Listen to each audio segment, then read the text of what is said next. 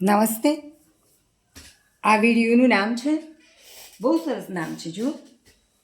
જો રંગ રંગે આપ વિધાતા और ન રંગ ચઢાવું અબ મેં अपने રામ રીછાવું. ઘણા વર્ષો પહેલાંની વાત છે. હઈશું 53-54 વર્ષની.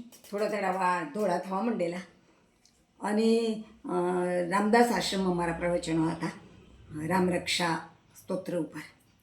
એક વખત પડોશમાં રહેતા એક બેને મને કહ્યું, બેન તમારી જોડે મને તમારી રિક્ષામાં લઈ જાઓ ને. તો હું એ પ્રવચનો સાંભળું. મેં તો આ બેસી જજો. આવ્યા.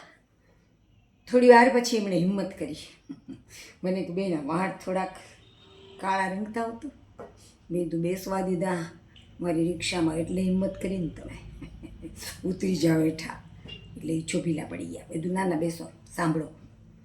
આ વાળ રંગતા કાળામાંથી ધોળા કરતા મને 53-54 વર્ષ થયા.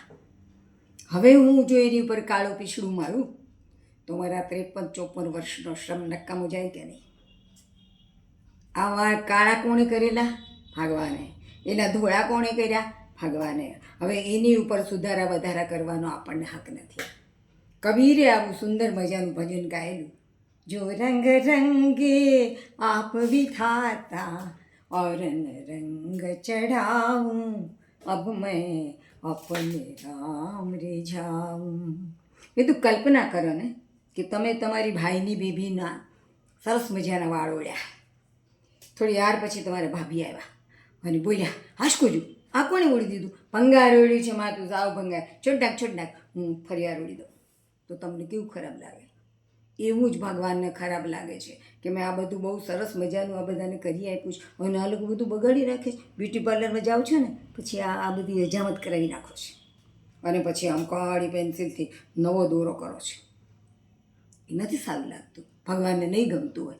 આ હોઠ આપણને ભગવાને આપ્યા છે ને, કાળા નથી, જુઓ એને રંગીને જ આપ્યા છે, અને આપણે એને પાછા લાલ રંગીએ છીએ. અહીંયા બધું વળી પાછું પાવડર લગાડીએ છીએ, કેટલું બધું રંગ રોગાન કરીએ છીએ. ભગવાનને નથી ગમતું.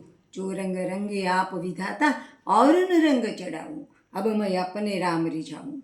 બેન કે બેન તમારી વાત બહુ સાચી છે, પણ અમે એને અનુસરી નથી શકતા. એ તો કેમ અનુસરી નથી શકતા? કોણ આડું આવે છે? મને કે મન આડું આવે છે.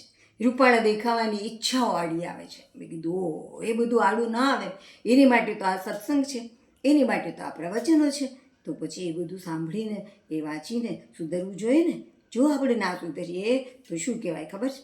પથ્થર ઉપર પાણી એ કહેવાય.